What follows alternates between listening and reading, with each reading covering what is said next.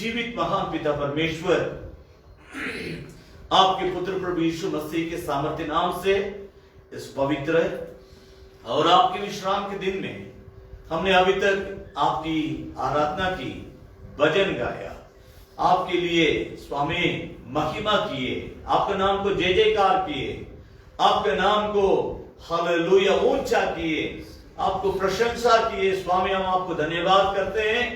इस पैंडेमिक और पैनेटिक टाइम में परमेश्वर पिता दुनिया घबराई हुई है, लेकिन हम आप में आनंदित और मगन हैं। इसका वजह आपके द्वारा हमारे लिए भेजा गया उस उद्धारकर्ता प्रभु यीशु मसीह, और प्रभु यीशु मसीह के जाने के बाद हमारे लिए सहायक पवित्र आत्मा का आपने जो भेजा है, और आपके जीवित वचन और आपका पवित्र आत्मा का अभिषेक और सामर्थ हमें इस भयानक महामारी भूखमरी के समय में हमें आप में आनंदित और मगन होने के लिए आपके पवित्र आत्मा में सहायता करता है। उसके लिए हम आपको धन्यवाद करते हैं। इस पवित्र दिन में हम आपके वचन को अध्ययन करने जा रहे हैं। प्रभु जी, हम निर्बुद्धि हैं, तू सर्वज्ञानी परमेश्वर है। तू जब तक अपने आत्मा के द्वारा हमें नहीं सिखाएगा, हम आपके पवित्र शास्त्र को सीख नहीं सकते हैं। इसलिए हम आपके सामने झुकते हैं, दंडवत करते हैं। तू बड़े, तेरा नाम ऊंचा हो और हमारे नाम मिट जाए। हम धन्यवाद करते, लोग आपको याद करें, लोग आपको पुकारें, लोग आपके नाम को महिमा करें। इसलिए हम आपको आपके सामने दीन और नम्रता पूर्वक आपसे विनती करते हैं, तू इस समय में हमें सिखा, आपके पवित्र आत्मा को हमारे बीच में भेज, ताकि पवित्र आत्मा हमें आप अगुवाई करने पाए। धन्यवाद के साथ सारी इज्जत और महिमा तुझे देते हुए प्रार्थना प्रभु यीशु मसीह के सामर्थ्य नाम से मांगते हैं। सुन और ग्रहण कर ले पिता, आमीन आमीन। सब किसी को एक और बार जय मसीह की। इस पवित्र दिन में परमेश्वर की आराधना महिमा करने के लिए प्रभु ने जो मौका हमें दिया है, उसके लिए मैं दिल से परमेश्वर को शुक्रगुजार करना चाहते हैं। परमेश्वर महान है और उसकी महानता हमारे बीच में वो प्रकट करते रहता है। लगातार हम एक मुद्दा के आधार पर परमेश्वर का वचन को अध्ययन करेंगे। बीते हफ्ता उस मुद्दा को मैंने आपके सामने रखा था, स्पिरिचुअल प्रिपरेशन। प्रभु यीशु मसीह के संसार में आने से पहले हम कलीसिया के लोग, दुनिया भर में रहने वाले तमाम मसीह मंडली, व्यक्तिगत तौर से, पारिवारिक तौर से और कलीसिया के तौर से हमें किस प्रकार तैयार होना है, आत्मिक तैयारी के मैंने कहा था मूर्ति पूजक न बनो। पुराना नियम की बातों को भी मैंने आपको दिखलाया। नया नियम में इफिसियों के 5 अध्याय के 5 पद को मैंने आपको दिखलाया कि पुराना नियम में मूर्ति पूजा होता है। नया नियम में अगर आप लोभी मनुष्य रहेंगे, आप पैसा आपके लिए मूर्ति बन जाती है। इसलिए पौलुस तीमुथियुस को लिखते समय में ये पहला तीमुथियुस 6 अध्याय का 10 पद में लिखता है, रुपया का लोभ हर प्रकार की बुराइयों का जड़ है। मैंने बीते हफ्ता इस वचन नहीं बोला, लेकिन आज आपको मैं बोल रहा हूं, इस पर ध्यान दीजिए। आज दुनिया नष्ट हो रही है, इंसान नष्ट हो रहा है, वो इंसान नष्ट हो रहे हैं और सब दुनिया के ताकतें हिलाई जाती हैं। और इस परिस्थिति में आप हमारे, न केवल हमारे देश में, विश्व भर में आप इस बात को देख रहे हैं किस प्रकार दुनिया को परमेश्वर हिला रहा है, किस प्रकार राज्य को परमेश्वर हिला रहा है, किस प्रकार इंसान की घमंड को परमेश्वर तोड़ रहा है। आज आपके पास लाख रुपया, करोड़ रुपया पैसा रहने से भी अस्पताल में आपको बेड नहीं मिलती है, डॉक्टर नहीं मिलते हैं, ऑक्सीजन नहीं मिलता है, दवा नहीं मिलती है। सभी बातों के लिए लोग उमड़ पड़ते हैं, मारपीट होता है। मरते समय पर भी लोगों को चैन नहीं मिलती है, अमन चैन नहीं मिलती है। एक बात को मैं आपके सामने रखता हूं जिससे आप अपने आप को तैयारी कर सके। मैंने बीते हफ्ता में एक बार समाचार देखते समय में एक बहन को गाड़ी में बैठा करके लोग लेके आए। उस बहन के बारे में मैं बतलाता हूं। वो मध्य प्रदेश के रहने वाली और उसकी पति और 2 बच्चे, नौकरी दिल्ली में मिलने के चलते वो दिल्ली चली आई। आईटी सेक्टर में काम कर रही थी। नोएडा में काम करते हुए दिल्ली अप डाउन उनको करना पड़ता था। और वो जब बीमार हुई थी बुरी तरह से, उसका लंग्स अफेक्ट हुआ था कोरोना पॉजिटिव से, और उसको लोगों ने एक बहुत कीमती वाला कार में बैठा करके दिल्ली लेकर के आए थे और इलाज कराने के लिए। अस्पताल में बेड खोज रहे थे, इस अस्पताल उस अस्पताल, उस अस्पताल इस अस्पताल, इसी तरह घूमते फिरते लाखों पैसा उनके पास था, लेकिन कहीं अस्पताल में जगह नहीं मिला। और जिस गाड़ी में उनको बैठा करके लोग आए थे उसी गाड़ी में वो तड़प तड़प के मर गई थी, दम तोड़ दी। और उसके पति मध्य प्रदेश में, 2 बच्चे, छोटे छोटे बच्चे। मैं इस बात को इसलिए बोलना चाहता हूं, दुनिया को परमेश्वर एक मौका दे रहा है, इंसान को परमेश्वर एक मौका दे रहा है कि पैसा के पीछे मत भागो, मेरे पीछे वापस लौट आओ। भाई बहन, मैं बीते हफ्ता एक और भी बात को मैं बतलाया था कि पुराना नियम में मंदिर की सफाई की गई थी। जब मंदिर अशुद्ध हुआ था उस समय राजा हिजकिय्याह के समय में, उस समय उस मंदिर को लोगों को बुला करके, याजकों को, लेवियों को ले आकर के उस मंदिर को सफाई शुद्धिकरण किया गया था। मैंने बीते हफ्ता आपको इस बात को बतलाया था, क्लींसिंग ऑफ गॉड्स टेम्पल, परमेश्वर के मंदिर को शुद्धिकरण करो। तो हम नया नियम के रहने वालों के लिए हमारा शरीर ही परमेश्वर का मंदिर करके, मैंने आपको बीते हफ्ता 1 कोरिन्थियों 30 अध्याय 6 पद को, जो भी बीते हफ्ता वचन नहीं सुने उनके लिए मैं इस बात को याद दिला रहा हूं। और साथ ही साथ मैं उस वचन में लिखा है, क्या तुम नहीं जानते हो तुम परमेश्वर का मंदिर हो। और साथ ही साथ इस पाप से भरा हुआ जो शरीर था, इस शरीर को परमेश्वर ने इस गंदगी से दूर करके इस शरीर को अपना मंदिर बनाने के लिए परमेश्वर ने अपना एकलौता पुत्र प्रभु यीशु मसीह को क्रूस पर बद्ध किया। उसकी लहू बहने के चलते हमारे शरीर उसकी लहू के द्वारा धोए जाने के चलते, उसके वचन के द्वारा शुद्ध किए जाने के चलते ये शरीर एक समय पाप से भरा हुआ था, अब ये शरीर परमेश्वर का पवित्र आत्मा का मंदिर बन गया। आज पवित्र आत्मा हमारे इस शरीर के अंदर वास करता है।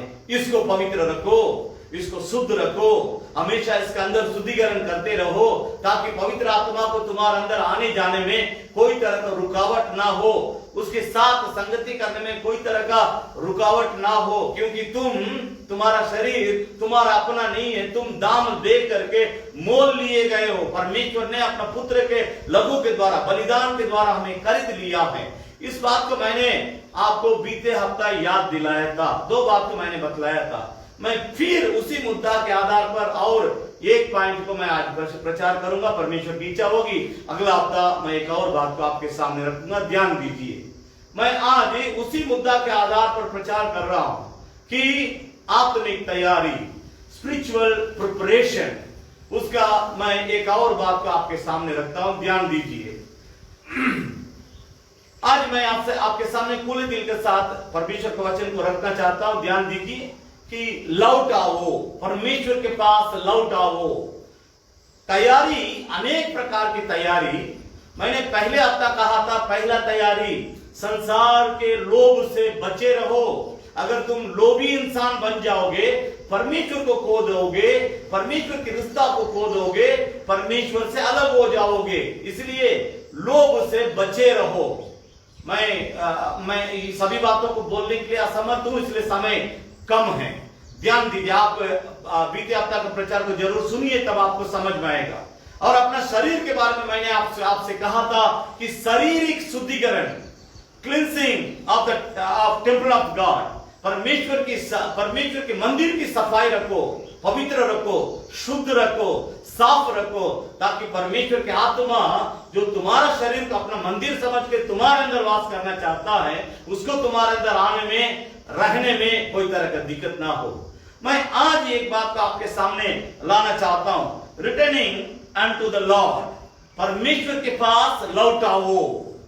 तो कहां कहां आप परमेश्वर को छोड़ के इधर उधर भटक रहे हैं, इधर उधर परमेश्वर से अलग हो गए हैं, उन बातों का आपके सामने मैं जल्दी लाना चाहता हूं। सबसे पहले यूहन्ना बपतिस्मा दाता के बारे में भविष्यवाणी जो हुई थी, उनका पिताजी जकरिया जो मंदिर का याजक था, उनके पास स्वर्गदूत आकर के जो बच्चा होने वाला था, उस बच्चा के बारे में भविष्यवाणी हुई थी। वहीं से मैं शुरू करता हूं।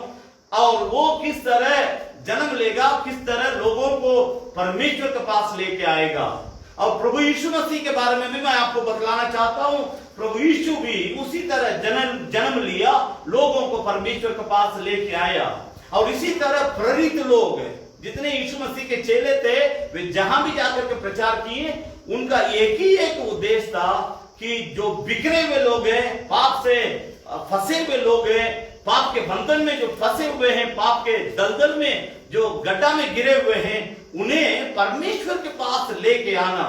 मैं यहाँ एक बात को आपके सामने रखना चाहता हूं। एक सच्चा प्रचारक का प्रचार करने का उद्देश्य एक ही एक रहेगा। जो इंसान पाप के कारण परमेश्वर से अलग हो गया था, उस इंसान को फिर से अपने प्रचार के द्वारा परमेश्वर के पास लौटा ले आना। इसके अलावा दूसरा कोई अनेक उद्देश्य हो सकता है, लेकिन इसके अलावा पहला उद्देश्य एक प्रचारक को नहीं होना चाहिए। इस उद्देश्य के साथ मैं इस बात को आपके सामने लाना चाहता हूं। मैं फिर आपसे कहना चाहता हूं, आज का प्रचार का मुद्दा परमेश्वर के पास लौटाओ। मैं आपसे फिर याद दिला रहा हूं, प्रभु यीशु मसीह के आने से पहले अपने आप को हर क्षेत्र में अपने आप को शुद्धिकरण करने की जरूरत है, तैयार करने की जरूरत है, प्रिपेयर होने की जरूरत है। मैं उस वचन को फिर याद दिला रहा हूं, आमोस 4:12 पर, prepare to meet thy God.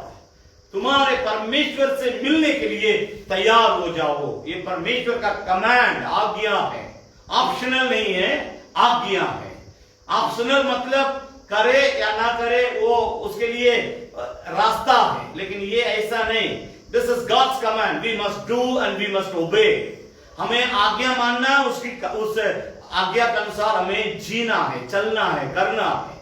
इस बात को मन में रखते हुए लूका रचित सुसमाचार की पुस्तक उसका पहला अध्याय 17 पद को हम पहले पढ़ेंगे। यहां पर परमेश्वर के पास लौट आने के बारे में मैं प्रचार कर रहा हूं। तैयारी करने के अनेक बात है, उसमें एक बात है परमेश्वर के पास लौट आना। इस बात को समझने के लिए कोशिश कीजिए। रिटर्निंग अनटू द लॉर्ड, परमेश्वर के पास वापस आ जाना, लौट आना। तो उसके बारे में एक भविष्यवाणी यहां पर, यूहन्ना बपतिस्मा दाता अभी जन्म नहीं लिया, उसके बारे में यहां पर भविष्यवाणी की गई थी कि 17 पहला अध्याय लूका रचित सुसमाचार की पुस्तक उसका 17 पद है।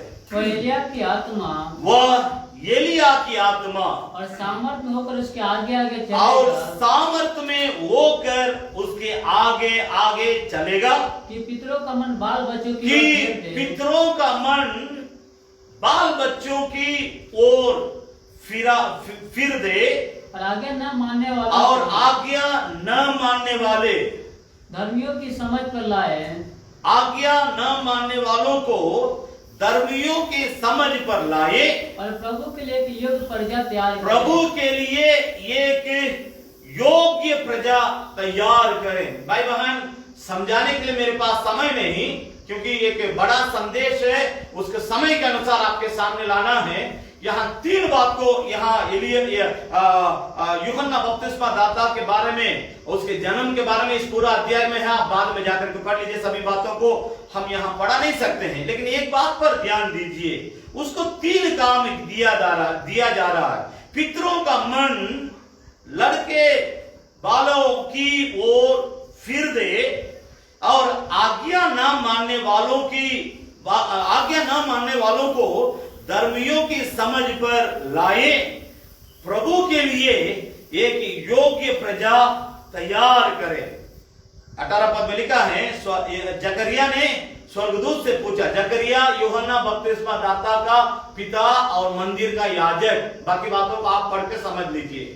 इसमें महत्वपूर्ण बात, ये जो तीनों बातें हैं, इसमें 3 बातों को एक ही अगर लाइन में कहा जाए कि लोगों को परमेश्वर के पास लौटा ले आने वाला यूहन्ना बपतिस्मा दाता, परमेश्वर के लोग जो संसार के पाप के कारण, संसार के गंदे जीवन के कारण, संसारिक संगति के कारण, संसार के लोगों में मिल गुल जाने के कारण, संसार में, पाप में, गंदगी में, अशुद्धता में, अपवित्रता की बातों में और इंसान की बातों में कान लगा के उनके पीछे बहक जाने के चलते, आत्मिक मार्ग में से भटक जाने के चलते वे दुनिया में मन भर के पाप करके परमेश्वर से अलग जी रहे हैं, उनको लौटा ले आने की सेवकाई यूहन्ना बपतिस्मा दाता, जो तुम्हारा होने वाला बेटा जकरिया, आज कान खोल के सुन लो, तुम्हारे अंदर से एक बालक उत्पन्न होगा, वो मेरे लोगों को मेरे ओर लौटा ले आएगा।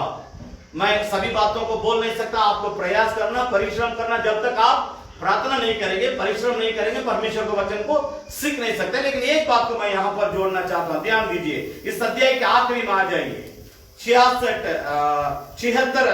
पद 76 से उस अध्याय के लास्ट तक हम पढ़ने जा रहे हैं।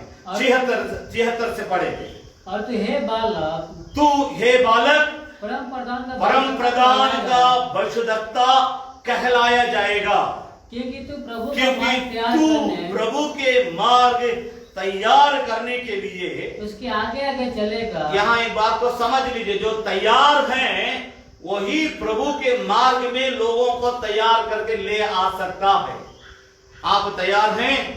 इस सुबह के समय में मैं सीधे क्योंकि पूरा पढ़ने के बाद हम और आगे की बातों में निकल जाएंगे। यहाँ मैं आपको एक जगह में रुक रहा हूं, तो थोड़ा सा ध्यान दीजिए। यहाँ पर लिखा है, ये तू है बालक, परम प्रधान का भविष्यद्वक्ता कहलाएगा, क्योंकि तू प्रभु के मार्ग तैयार करने के लिए उसके आगे आगे चलेगा। प्रभु के नाम की स्तुति हो। प्रभु यीशु मसीह के जन्म होने से पहले, प्रभु यीशु मसीह संसार में आके जन्म लेके सेवकाई को शुरू करने से पहले उसके आगे आगे तुम प्रचार करेंगे, यूहन्ना बपतिस्मा दाता।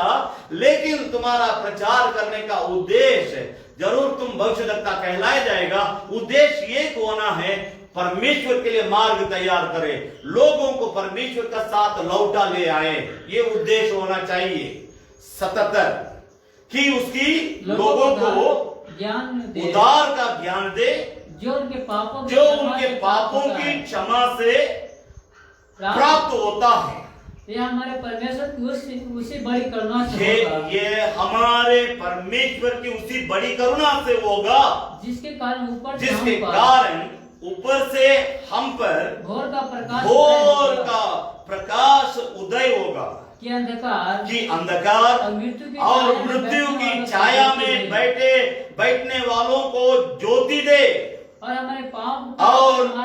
हमारे पांवों को कुशल के मार्ग में सीधे चलाए। और वो बालक बढ़ता और आत्मा में बलवंत होता गया, और इस्राएल पर प्रकट होने के दिन तक जंगल में रहा। ध्यान दीजिए भाई बहन, मेरी बात को, मैं इन बातों के ऊपर ज्यादा नहीं बोलना चाहता, मैं खास बात पर आपका ध्यान का आकर्षण करना चाहता हूँ। ध्यान दीजिए, यूहन्ना बपतिस्मा दाता को क्यों परमेश्वर जन्म दिया?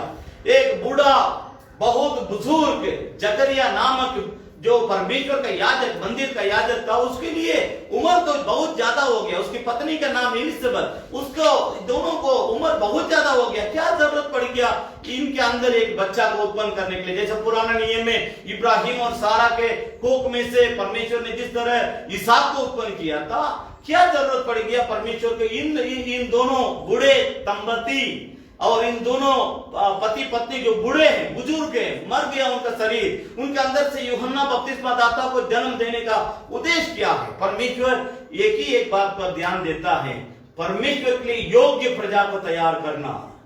Godly generation, to raise godly generation. बात पर ध्यान दीजिए, परमेश्वर सबके लिए स्वर्ग में जगह नहीं रखा है। जो गॉडली हैं, जो होली हैं, जो परमेश्वर के लिए, जो ईश्वर के लिए हैं, जो पवित्र हैं, जो परमेश्वर के मार्ग पे चलना चाहते हैं, जो परमेश्वर के डर भय में, उसकी भक्ति में, उसकी डील डोल में, उसके वचन में, उसकी आराधना में, उसकी पवित्रता में, जो एक गॉडली जनरेशन के रूप में, एक परमेश्वर के पवित्र योग्य समाज के रूप में, जो अपने आप को और अपना परिवार को, अपने बाल बच्चों को, अपने कलीसिया को, समाज को बदलना चाहते हैं, उनको परमेश्वर तैयार करने के लिए इस यूहन्ना बपतिस्मा दाता को परमेश्वर ने जकरिया एलिसबेथ के अंदर से प्रकट किया, संसार के लिए दिया। क्यों? 79 पद को मैं पढ़ रहा हूं, ध्यान दीजिए। अंधकार और मृत्यु के छाये में बैठने वालों को ज्योति दे। ध्यान दीजिए भाई बहन, आपकी जिम्मेदारी बड़ा है। जब कोई सेवक नहीं था इजराइल में, जब इजरायलियों को मार्ग बताने वाला कोई नहीं था, उस समय परमेश्वर का दिल तड़पता है और वो उस समय एक बालक को उत्पन्न करके और उसके द्वारा प्रचार करवाना चाहता है, वही यूहन्ना बपतिस्मा दाता। वजह एक है, लोग अंधकार में बैठे हैं, पाप किए हैं, अंधकार में चले गए, ज्योति में परमेश्वर को भूल गए, छोड़ दिए, और ज्योति से कोई ताल्लुक, ज्योति से कोई रिश्ता, ज्योति के साथ कोई सहभागिता नहीं होने के कारण वे अंधकार में जाके फंस गए। अंधकार शैतान, अंधकार पाप, अंधकार नरक, उस क्षेत्र में जाके लोग फंस जाने के चलते परमेश्वर उनके लिए तड़पता है, उसका दिल तड़पती है। उसके चलते बाइबल धर्मशास्त्र बतलाती है 78 पद में आखिरी सेकंड दूसरा भाग में लिखा है, जिसके कारण ऊपर से हम पर भोर का प्रकाश उदय होगा, क्योंकि उस भोर का प्रकाश अर्थात प्रभु यीशु मसीह जब वो प्रकट होगा, वो खुद संसार का ज्योति होने के कारण अंधकार में रहने वालों को ज्योति में ले आएगा। भाई बहन, ये परमेश्वर का उद्देश्य है, ये परमेश्वर का योजना है, ये परमेश्वर का प्यार है जो पापी मानव जाति के ऊपर उसने प्रकट करने के लिए एक नहीं दो के रूप में उद्धारकर्ता प्रभु यीशु मसीह संसार में आके अपना काम को शुरू करने से पहले यूहन्ना बपतिस्मा दाता को भेजता है और उसके द्वारा प्रचार करवाता है। उद्देश्य एक है, लोगों को, मेरे लोगों को लौटा ले आओ।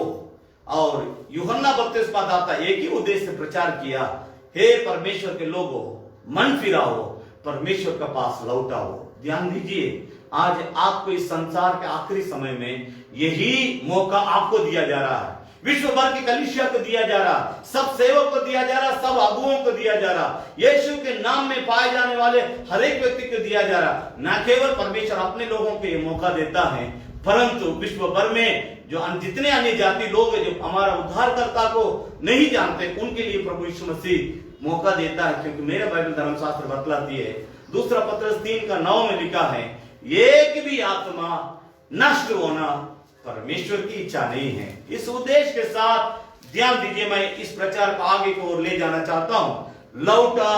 लौटाओ, परमेश्वर के पास लौटाओ, परमेश्वर के पास लौटाओ। इस यूहन्ना बपतिस्मा दाता जब प्रचार करना शुरू किया, उसके प्रचार को जरा सुनिए। मत्ती रचित सुसमाचार की पुस्तक उसकी 3री अध्याय, मत्ती रचित सुसमाचार की पुस्तक उसका 3रा अध्याय, और उसमें पहला पद को पढ़ेंगे। पहला पद 1 से लेकर 3 पद तक जल्दी जल्दी पढ़ेंगे। उन दिनों में यूहन्ना बपतिस्मा देने वाला आकर यहूदिया के जंगल में यह प्रचार करने परमेश्वर के लोगों के बीच में, इजरायलियों के बीच में ये प्रचार जंगल में किया, मन फिराओ, क्योंकि स्वर्ग का राज निकट आया है। यह वही है जिसकी चर्चा यशाया भविष्यद्वक्ता के द्वारा की गई जंगल में पुकारने वाला का शब्द वो रहा है कि प्रभु का मार्ग तैयार करो, उसकी सड़कें सीधी करो। भाई बहन, मैं समझाने के लिए समय नहीं होने से मैं अफसोस करता हूं, लेकिन मेरी बात पर ध्यान दीजिए। ये व्यक्ति जब प्रचार शुरू किया था, जिस उद्देश्य से इनको परमेश्वर ने भेजा, उसी उद्देश्य से प्रचार करता है। दूसरा पद में वो प्रकट है कि मन फिराओ, क्योंकि स्वर्ग का राज निकट आया है। यूहन्ना बपतिस्मा दाता के दिन में स्वर्ग का राज निकट आया है। तो मैं आपसे कह रहा हूं, आज के दिन, इस संसार के आखिरी समय में आप और हम अभी पाए जाते हैं। आज के समय में परमेश्वर का राज्य हमारे कितना निकट में है, इस बात को आप देख रहे हैं, खुलेआम दिख रहा है। दुनिया में क्या हो रही है। भाई बहन, मेरी बात, आज इंसान अपना जान बचाने के लिए, चाहे रेमडेसिविर इंजेक्शन हो, चाहे कोविशील्ड या कोवैक्सीन वैक्सीनेशन क्यों न हो, आज लोग, इंसान इसके लिए पागल जैसा रोता है। मैं कल भी समाचार में देखा था, एक व्यक्ति रेमडेसिविर इंजेक्शन लेने के लिए आया था, वैक्सीन लेने के लिए आया था, अपने प्रियजनों को, किसी के लिए, उसको मिल नहीं रहा था, वो लाइन में खड़ा था, उसी में वो रो रहा था, फूट फूट कर रो रहा था। मेरी बात को समझने की कोशिश कीजिए, आप इससे समझ सकते हैं परमेश्वर का राज्य कितना निकट है, आपसे कितना निकट है, हमसे कितना निकट है, दुनिया के लोगों से कितना निकट है।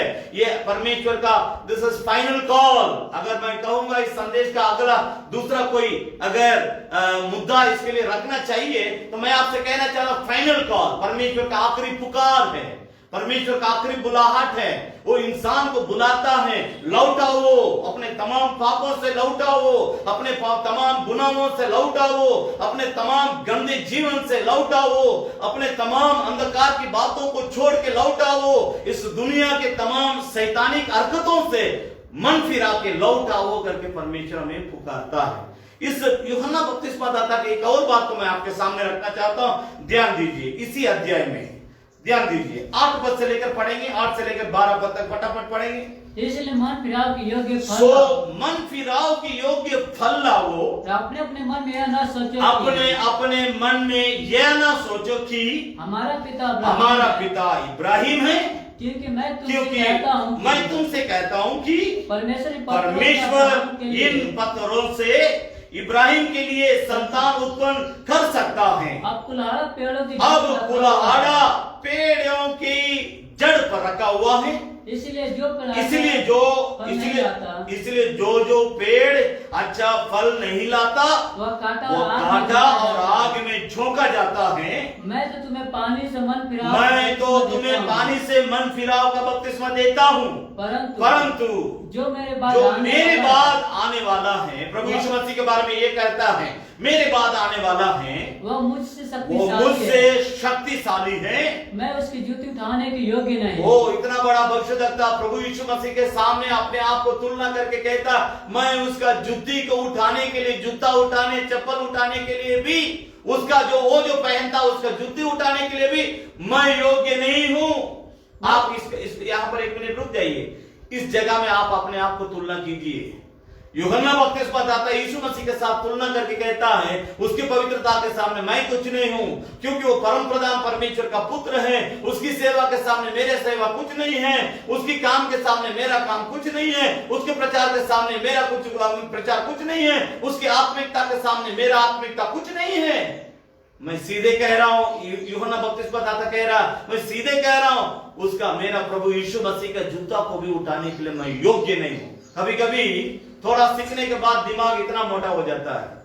इतना बड़ा भविष्यद्वक्ता, नम्रता को देखिए, यही व्यक्ति कहता तू बढ़े मेरा नाम घट जाए, तू बढ़े मैं घट जाऊं। आज हमारा विचार कैसा है?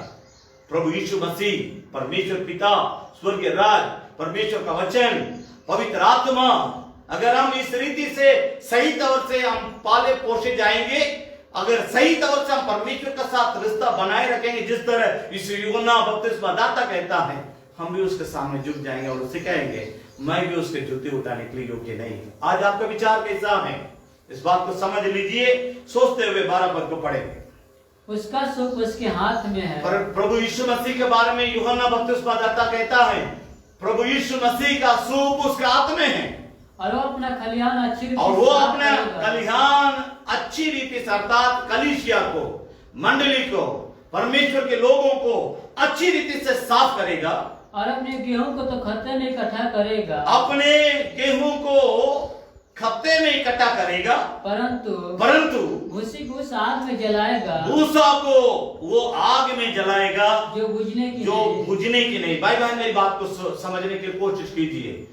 इस यूहन्ना बपतिस्मा दाता का पिताजी जकरिया, जो परमेश्वर का मंदिर का, यरूशलेम मंदिर का जो याजक था, उससे भविष्यवाणी जिस तरह की गई थी, उसी तरह यूहन्ना बपतिस्मा दाता जन्म होने के बाद परमेश्वर के लिए सेवा किया। मेरी बात को समझने के लिए कोशिश कीजिए। और इनकी सेवा जो परमेश्वर ने इनसे कहा था वही उसने किया, लोगों को परमेश्वर के पास लौटा ले आने का सेवकाई, वही सेवकाई प्रभु यीशु मसीह किए। यूहन्ना बपतिस्मा दाता को एक बार इस संसार में आने के लिए मौका मिला, लेकिन प्रभु यीशु मसीह एक और बार, यानी 2 बार यीशु मसीह को इस संसार में आने के लिए मौका। एक बार यीशु मसीह लोगों को लौटा ले आने के लिए आता है, और दूसरी बार जब सेकेंड कमिंग, जब यीशु मसीह का दूसरी आगमन होगी, उस समय वो ले जाने के लिए आएगा। उसके लिए आप अपने आप को कितना तैयार रखे हैं? इस बात को समझने के लिए कोशिश कीजिए। मैं प्रभु यीशु मसीह के दो बात को आपके सामने रखना चाहता हूं। मत्ती रचित सुसमाचार की पुस्तक उसका 4 अध्याय 17 पद है। 4 अध्याय उसकी 17 पद को हम पढ़ेंगे। उस समय यीशु ने प्रचार करना, ये प्रभु यीशु मसीह का प्रचार है। उस समय प्रभु यीशु मसीह ने प्रचार करना आरंभ किया। मन फिराओ, मन फिराओ, क्योंकि स्वर्ग का राज निकट आया क्योंकि है। स्वर्ग का राज निकट आया है। भाई बहन मेरी बात को समझने के लिए कोशिश कीजिए। जो प्रचार यूहन्ना बपतिस्मा दाता ने किया, प्रभु यीशु मसीह भी वही प्रचार किया। परमेश्वर का उद्देश्य यह है कि इस संसार में जो पाप के कारण, शैतान के कारण, अंधकार के कारण, गंदे जीवन के कारण, अधर्म के कारण, कुकर्म के कारण, गुनाहों के कारण इंसान जो परमेश्वर से अलग हो गया है, उस अलग हुए इंसान को परमेश्वर फिर से अपने पास जोड़ने के लिए, लौटा ले आने के लिए फिर अपना पुत्र को भेजता है।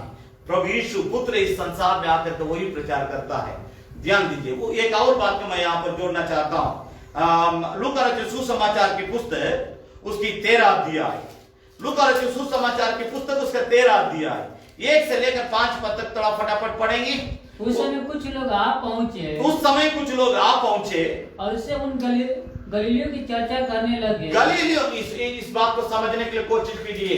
तो आप इन दिनों में अपने बारे में सोचने से ज्यादा अगर सोच गए, सोच लिए, सोचते हैं, फूलने से ज्यादा अगर फूल गए कि हम नहीं मरे हैं, हम ठीक है, एकदम मैं बिल्कुल 100% पक्का अच्छा हूं करके आप अपने बारे में घमंड करते हैं।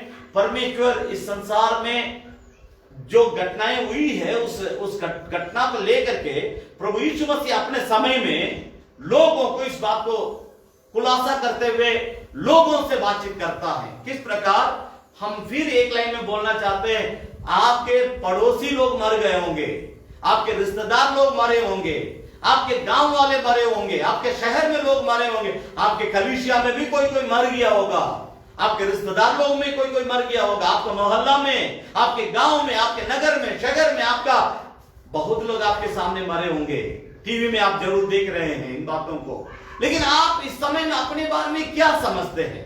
आप अपने बारे में परमेश्वर की दया के चलते मैं जी रहा हूं, यीशु तेरी दया से मैं जीवन जीता हूं, हम गीत गाते हैं, यीशु तेरी कृपा से हम आगे बढ़ते हैं।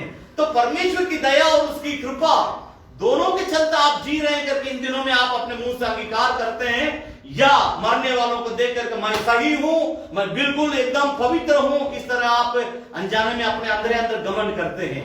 आप इस बात को समझने के लिए प्रभु यीशु मसीह का एक प्रचार को मैं आपके सामने रखता हूं। लूका रचित सुसमाचार की पुस्तक उसका 13 अध्याय पहला पद से लेकर 5 पद तक एक साथ पढ़ेंगे। उस समय कुछ लोग आ पहुंचे, और उससे उन गलीलियों की चर्चा करने लगे, उन गलीलियों की चर्चा करने लगे जिनका लहू पिलातुस ने उन्हीं के बलिदानों के साथ मिला दिया था। यह सुन उसने उनसे उत्तर में यह कहा, उत्तर में ये कहा, क्या तुम समझते हो कि ये गलीली और सब गलीलियों से अधिक पापी सब गलीलियों से अधिक पापी थे कि उन पर ऐसी विपत्ति आ पड़ी। ध्यान दीजिए, ये क्या है, इसको समझने के लिए कोशिश कीजिए। राजा पिलातुस उन दिनों में जो बलि चढ़ाया था, उस बलि में यानी जो खून निकला था, उस खून में गलील के कुछ लोगों का, इंसानों का कत्ल करके उनका भी खून को मिला दिया। तो मिलाने के बाद बलि चढ़ा दिया। लेकिन कुछ लोग आकर के प्रभु यीशु मसीह से कह रहे थे, गलील के कुछ लोगों को राजा पिलातुस ने कत्ल कर दिया और उनका खून को भी, अपना जो खून परमेश्वर के मंदिर में चढ़ाने के लिए वो ले गया था, उसमें मिला दिया, दोनों को मिला करके चढ़ा दिया। तो प्रभु यीशु मसीह इसके बारे में इस बात को गंभीरता से उठा के प्रभु यीशु मसीह कहता है, क्या वे पापी थे? क्या वे अधर्मी थे? क्या वे परमेश्वर के विरोध में गुनाह किए थे?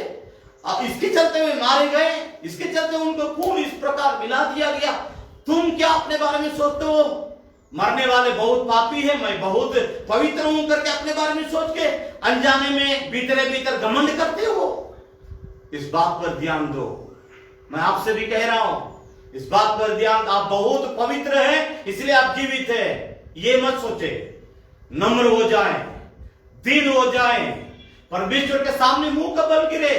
नजर उठा करके देखो कितने लाखों की संख्या में लोग मरते हैं, कितने पैसा वाले पैसा रखते हुए वे रोते हैं। कल मैं एक समाचार देखा था, 30 उम्र की लड़की जो जीना चाहती थी, सांस लेने में दिक्कत हुआ था। 5 उम्र के एक छोटी बच्ची उसकी थी, एक बेटी थी।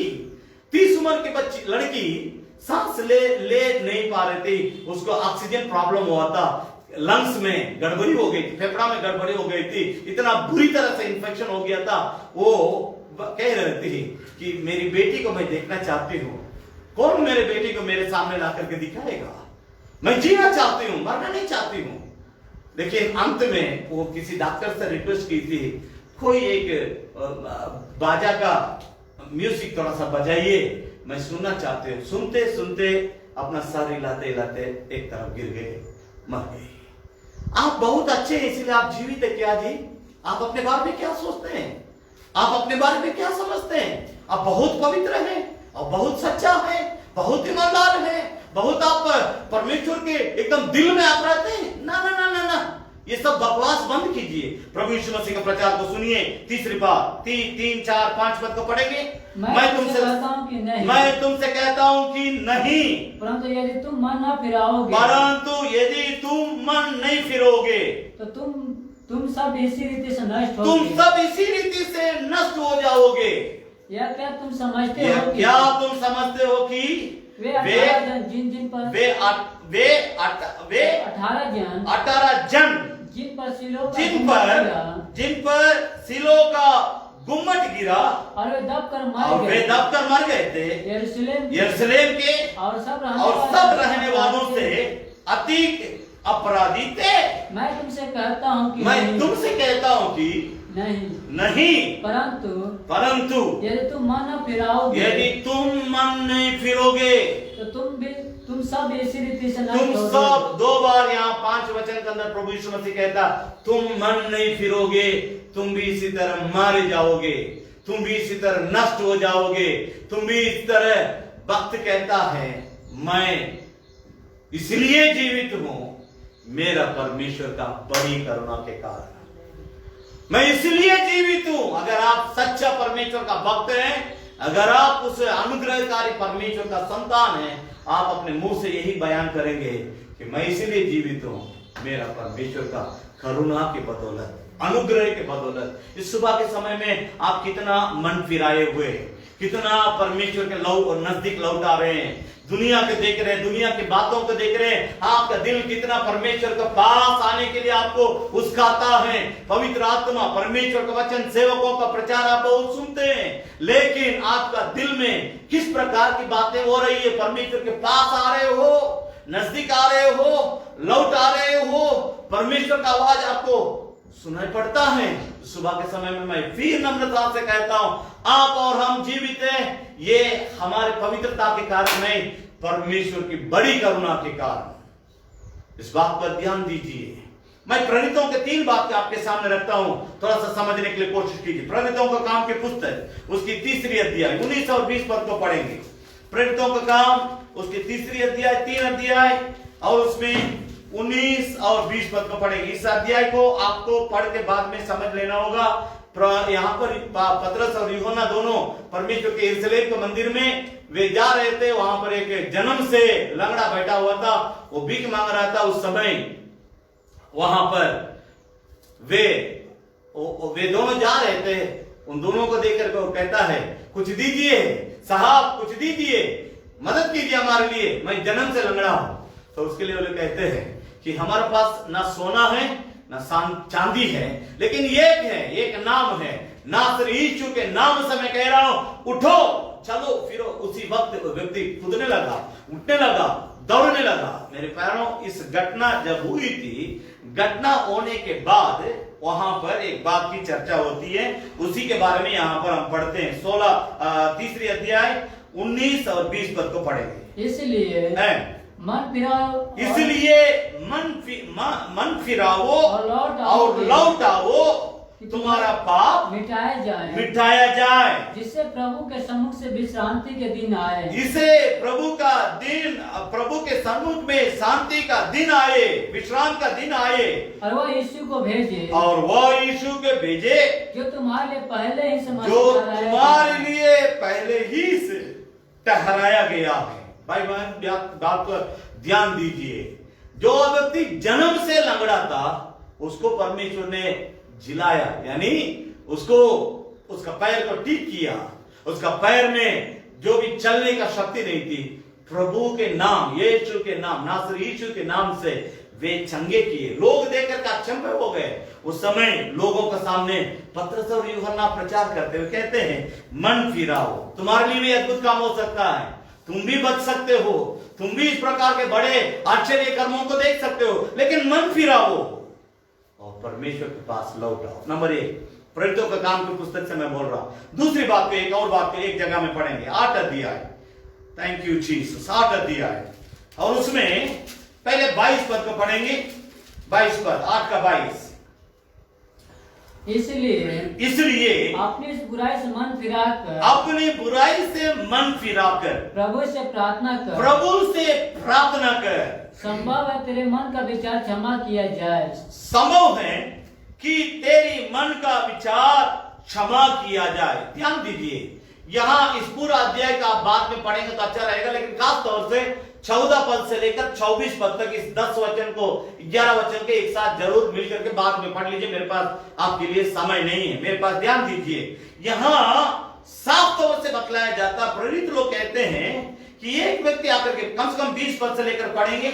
पतरस ने उससे कहा, तेरे रुपए तेरे साथ नष्ट हो। क्यों रुपया की बात यहाँ आती है? 19 पद को पढ़ेंगे, 18 पद से लेकर पढ़ेंगे। जब सिमोन, ये आदमी दुष्ट आत्मा से पीड़ित, ये आदमी जादू टोना करने वाला, ये आदमी बहुत कुकर्मी, ये आदमी बहुत पापी, ये आदमी बहुत परमेश्वर का विरोध चलने वाला व्यक्ति था। ये व्यक्ति पूरा शैतान के आत्मा से भरा हुआ व्यक्ति था। ये व्यक्ति जब लोगों को ऊपर हाथ रख सामरी देश में फिलिप्पुस और पतरस और लोग, परमेश्वर के दास लोग जाकर के जब कलीसिया के लोगों को मजबूत करके उनके लिए सर पर हाथ रख के प्रार्थना किए थे, पवित्र आत्मा का अभिषेक उनके लिए मिला। मिलने के बाद ये व्यक्ति जो टेढ़ा शैतानिक आत्मा से भरा हुआ ओझा, जादू टोना करने वाला, परमेश्वर के विरोध सोचने वाला व्यक्ति, उस समय वो पतरस से आके पूछता है, जब 18 पद, जब सिमोन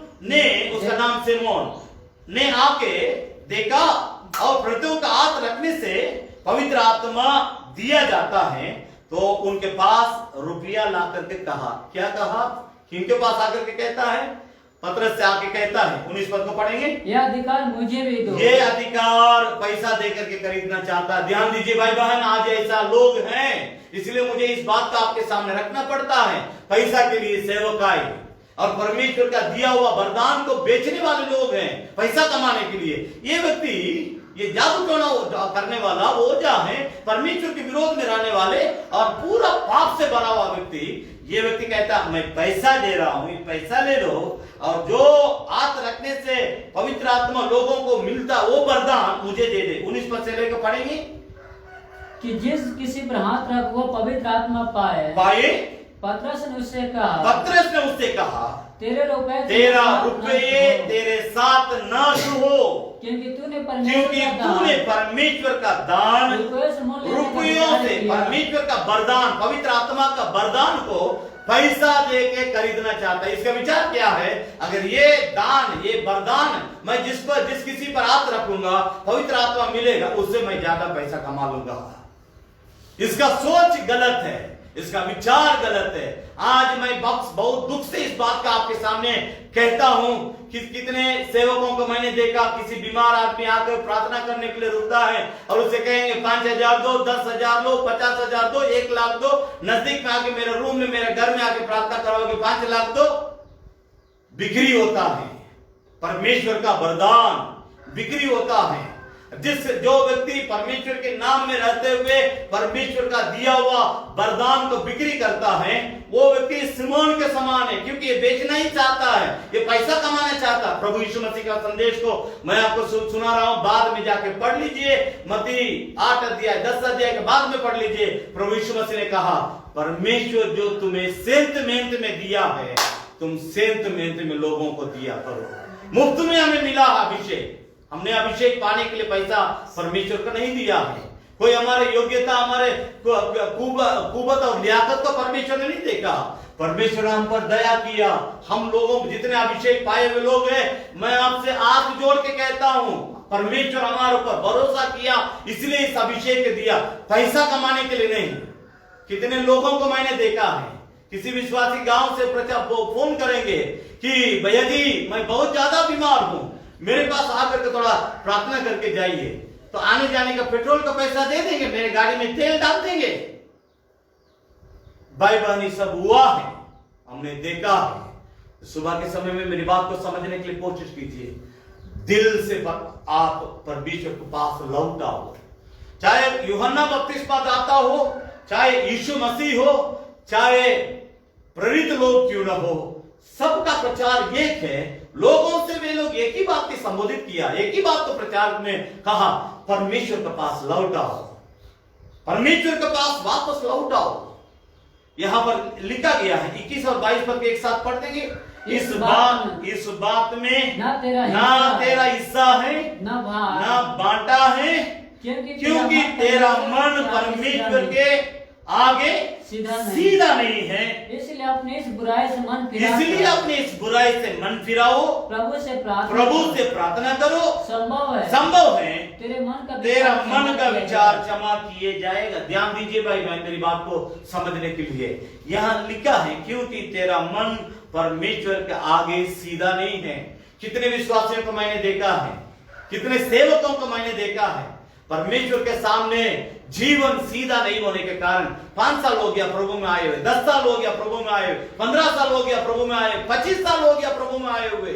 सेवा में रहने वाले सेवकों के बारे में बोल रहा हूं कि कितने लोग बिना अभिषेक, अगर अभी तक आपको पवित्र आत्मा का अभिषेक नहीं मिला, पवित्र आत्मा का वरदान नहीं मिला है, झुक जाओ, नम्र हो जाओ, परमेश्वर के पास वापस लौट आओ।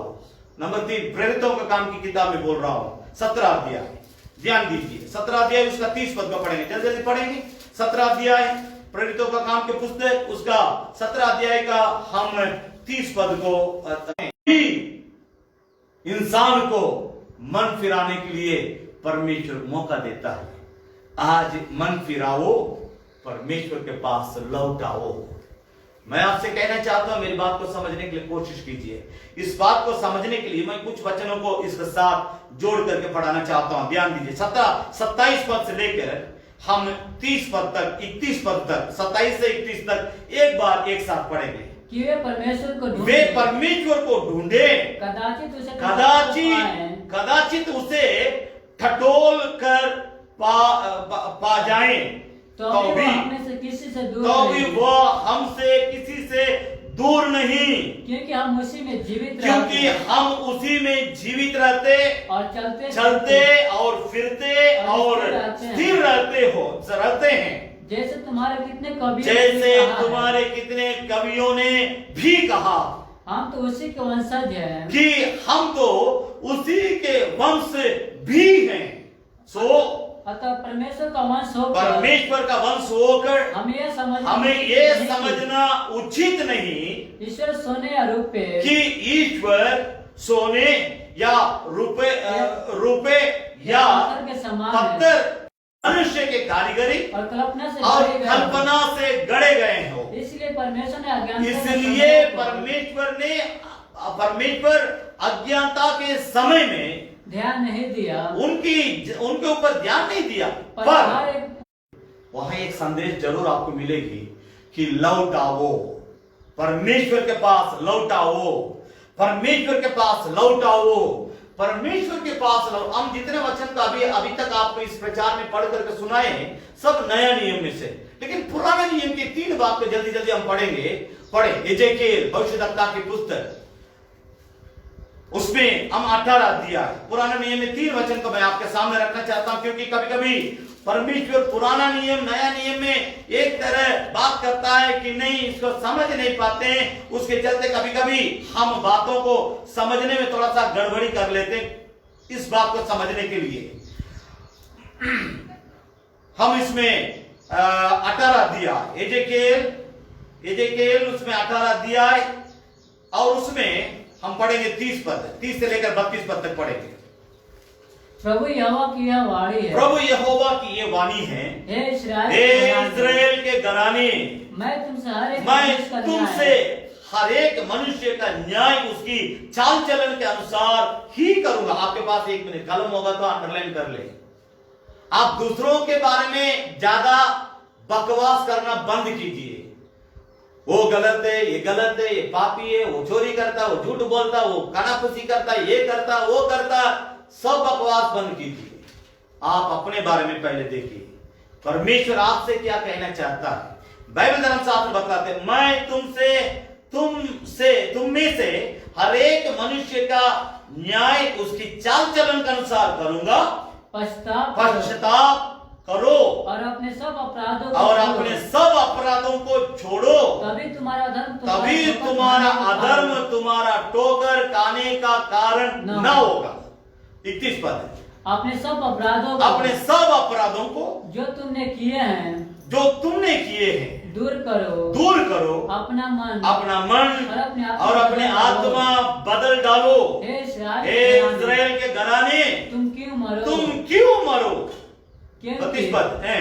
प्रभु यहोवा की यह वाणी है, क्योंकि प्रभु यहोवा की ये वाणी है, जो मरे उसके मरने से मैं प्रसन्न नहीं होता, इसलिए पश्चाताप करो, तभी तुम जीवित। आज महामारी से डरते हैं ना, बीमारी से डरते हैं। हमको अगर बीमारी हो जाएगी, हम अगर बीमार होकर के अस्पताल जाना चाहेंगे तो अस्पताल मिलेगा, डॉक्टर मिलेंगे, बेड मिलेगी, ऑक्सीजन मिलेगा, वैक्सीनेशन मिलेगा, दवा मिलेगा।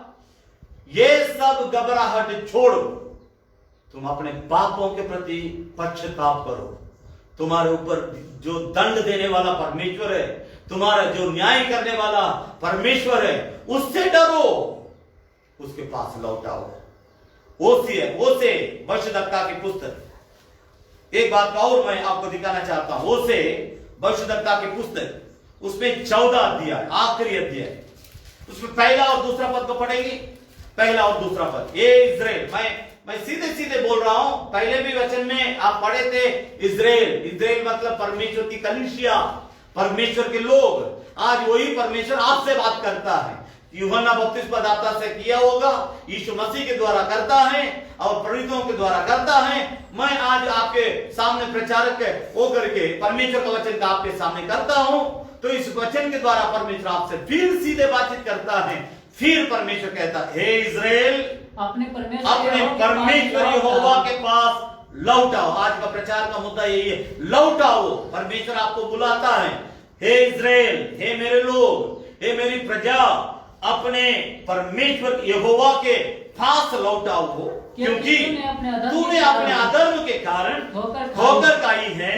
बातें सीख कर और यहोवा की ओर फिर कर उससे कह, सब अधर्म हे यहोवा मुझ में से दूर कर, अनुग्रह से आप अपने अनुग्रह के द्वारा मुझे ग्रहण कर, तब हम धन्यवाद रूपी बलि चढ़ाएंगे।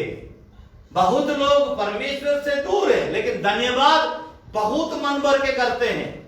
क्या धन्यवाद करते हैं? इस दुनिया में आपके लिए जीने के लिए जो जरूरत है वो परमेश्वर किसी न किसी तरह दे देता है, उससे आप धन्यवाद करते हैं। लेकिन हाँ, आप परमेश्वर से दूर है, तुम परमेश्वर से दूर हो। परमेश्वर को तुम्हारे बलिदान नहीं चाहिए, धन्यवाद नहीं चाहिए, तुम चाहिए। हे इंसान, इस बात को समझने के लिए कोशिश करो। इसलिए परमेश्वर कहते हैं, हे इस्राएल, मैं तुम्हारे लिए सब कुछ करूंगा, करता रहूंगा, तुम्हारा धन्यवाद कुछ तो नहीं चाहिए, तुम मुझे चाहिए। आज यही संदेश का बुलसाई है, एकदम निचोड़ बात है। परमेश्वर को तुम्हारे धन्यवाद नहीं चाहिए, तुम चाहिए। तुम्हारा दिल चाहिए, तुम्हारा शरीर जो परमेश्वर का पवित्र आत्मा का मंदिर है वो चाहिए, ताकि परमेश्वर का आत्मा तुम्हारे अंदर आके बस सके। आज किस हालात में तुम हो, इस बात को समझने के लिए कोशिश कीजिए। मेरे पास समय नहीं है, मैं एक और वचन को भी आपके सामने रख करके मैं आपके लिए प्रार्थना करना चाहता हूं। योएल, उसके बाद है योएल भविष्यद्वक्ता की पुस्तक, उसकी दूसरी अध्याय 12 से लेकर हम 14 पद तक एक बार पढ़ेंगे। इस पूरा अध्याय को पढ़ना जरूरी है, लेकिन समय का अभाव है, मैं नहीं पढ़ पा रहा हूं, लेकिन 2-3 वचन को आपके सामने मैं रखना चाहता हूं। फिर परमेश्वर अपने लोगों से बातचीत करता है। तो भी यहोवा की यह वाणी है, अभी भी सुनो। उपवास के साथ रोते पीटते अपने पूरे मन से फिर कर मेरे पास लौट आओ। भाई बहन मेरी बात पर ध्यान दीजिए। मैं बारंबार अभी तक 50 बार बोल दिया होगा इस संदेश में, मैं फिर एक बार 51 बार मैं बोलने के लिए थकता नहीं। फिर से मैं आपसे कहना चाहता हूं, लौट आओ। परमेश्वर तुमसे यही चाहता है।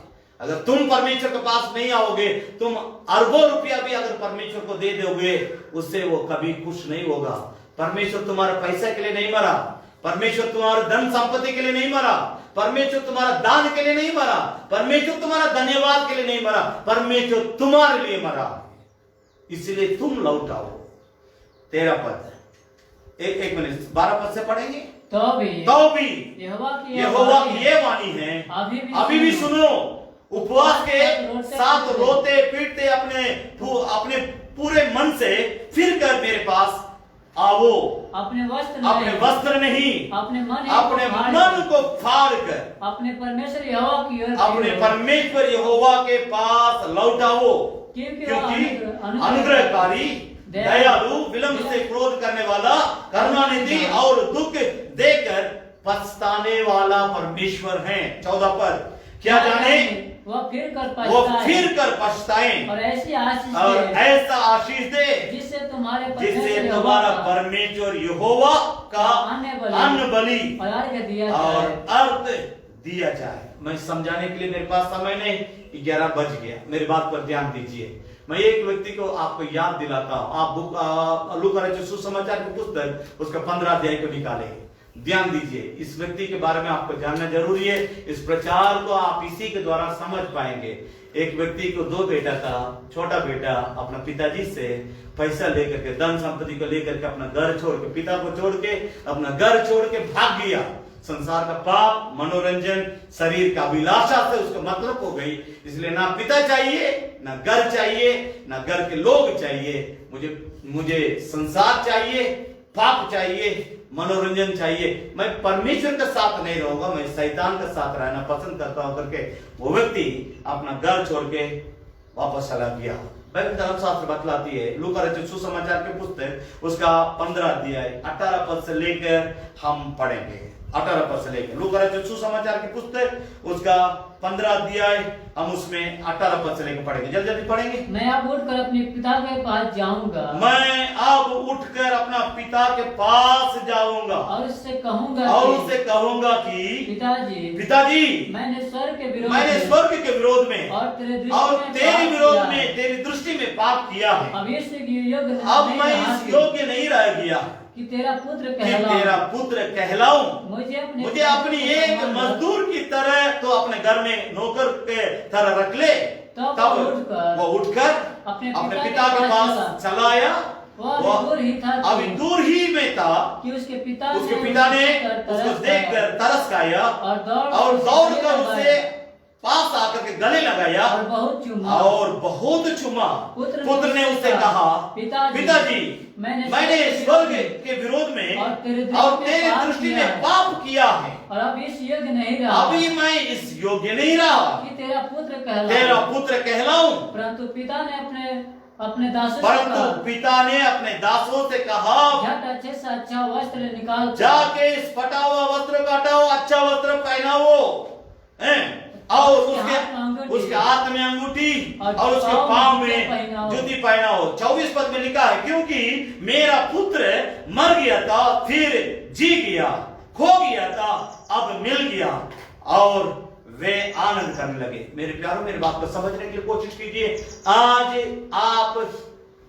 आपके पिता अर्थात अपने परमेश्वर से आप भाग गए होंगे, पाप के कारण, अधर्म के कारण, संसारिक मनोरंजन के कारण, अंधविश्वास के कारण, अन्य जातियों की संगति के कारण, परमेश्वर के प्यार और परमेश्वर का घर, परमेश्वर के लोगों को छोड़कर आप, एक समय यीशु अच्छा था, मीठा था, अब आज आपको खट्टा अगर कड़वा लग गया, मैं आपसे कहता आप परमेश्वर को भूल सकते, लेकिन आपका परमेश्वर आपको भूलता नहीं, ना कभी छोड़ेगा, ना कभी त्यागेगा, ना परमेश्वर अपने लोगों से अलग होता है। इसलिए उस प्रेमी परमेश्वर अपने पुत्र प्रभु यीशु मसीह के द्वारा आज तुम्हारे पास आकर के अपने बाहों को बढ़ा करके तुमसे कहता, बेटा संसार को छोड़, संसार के पापों को छोड़, शारीरिक अभिलाषाओं को छोड़, मन फिराओ, पश्चाताप करो, लौटाओ, मैं तुम्हें इस हालात में भी अपनाने के लिए तैयार हूं, तुमसे गले लगाने के लिए तैयार। एक संसारिक पिता फटा हुआ वस्त्र पहन करके बेटा आता है, उनसे गले लग सकता है, उनको चुमा दे सकता है, उनको नया वस्त्र पहना सकता है, उनको अंगूठी पहना सकता है, उनको नया जूती पहना सकता है, उनके लिए गांव के लोगों को बुला करके दावत दे सकता है, सब कोई आनंदित हो सकते हैं। तो प्रभु यीशु मसीह का संदेश इसी अध्याय में है। 7 पद में लिखा, 7 पद को पढ़ेंगे, जल्दी पढ़े। 7 पद, मैं तुमसे सच सच कहता हूं कि इसी रीति से एक मन फिराने वाले पापी के विषय में भी स्वर्ग में इतना ही आनंद होता है जितना कि 99 भेड़ों, 99 से अधिक धर्मियों के विषय में नहीं होता, जिन्हें मन फिराने की आवश्यकता नहीं। बहुत लोग अपने मन में सोचते मैं बहुत पवित्र हूं, मैं बहुत धर्मी हूं, मैं बहुत परमेश्वर के करीब हूं। ऐसे लोगों को परमेश्वर छोड़ देता, क्योंकि वो एक अपने घमंड में मरते। लेकिन ये व्यक्ति परमेश्वर के सामने आके गिड़गिड़ाता, प्रभु जी मैं आपके विरोध में पाप किया, मैं अपने पिता के विरोध में पाप किया, मैं अपने लोगों के विरोध में पाप किया, मुझे ग्रहण कीजिए। परमेश्वर उसको ग्रहण किया है। 2 व्यक्ति मंदिर में जाने के लिए निकले। एक मंदिर के अंदर जाके बहुत घमंड से प्रार्थना करता है, मैं तो पवित्र हूं, मैं तो हफ्ता में 2 बार उपवास करता हूं, मैं तो बहुत दान देता हूं। लूका 18 अध्याय को घर में जाके बाद में पढ़ लीजिए। मैं तो बाहर जो खड़ा है वो पापी, उसके समान मैं नहीं हूं, मैं दशमांश देता हूं, पैसा सेवा में बहुत दान करता, मैं बहुत सेवा करता। ये बहुत डिंग मारता है। कहां पर? मंदिर के अंदर जाके। एक पापी बाहर खड़ा होकर के कहता है, हे परमेश्वर मैं अपना नजर उठा के स्वर्ग को देखने के लिए भी मैं लायक नहीं हूं, इस मुझ पापी पर दया करो, अनुग्रह करो, मैं मंदिर के अंदर जाने लायक नहीं हूं, इसलिए मैं बाहर से पुकारता हूं, बुलाता हूं, मुझे स्वीकार करो, मेरे पापों को क्षमा करो। परमेश्वर कहता है वो जो मंदिर के अंदर जो घमंड से भरा हुआ प्रार्थना करता वो नहीं, ये पापी, मैं इसके साथ हूं, यही धर्मी है करके प्रभु यीशु मसीह लूका 18 अध्याय में कहता है। सुबह के समय में कितने लोग परमेश्वर के पास लौट आना चाहते हैं। हम अपने आंखों को बंद करें, आप कहीं भी क्यों न हो, अगर आप परमेश्वर के पास सच्ची दिल से अपने तमाम पापों के लिए पश्चाताप करके सच्ची दिल से परमेश्वर के पास लौटाना चाहते हैं, चाहे आप यहां हैं, चाहे आप जहां कहीं भी हैं, मैं आपसे कहना चाहता हूं अपने जगह में खड़े हो जाइए, अपने दोनों हाथों को उठाइए और परमेश्वर से कहिए, थैंक यू जीसस। अपने मर्जी से मैं चलता रहा, तुझको कभी अपना ना कहा, लेकिन प्रभु आज से मैं तेरे क्रूस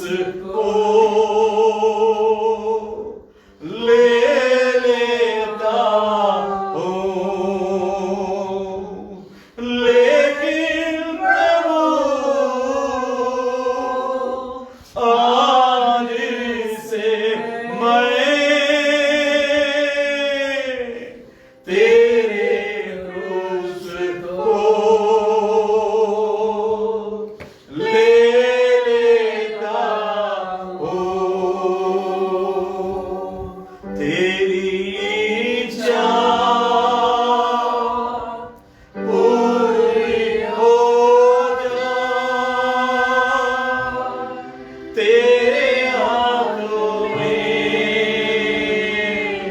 सौंपूंगा मेरा कुम्हार तू, मैं मिट्टी हूँ, मुझको बना, मुझको डाल।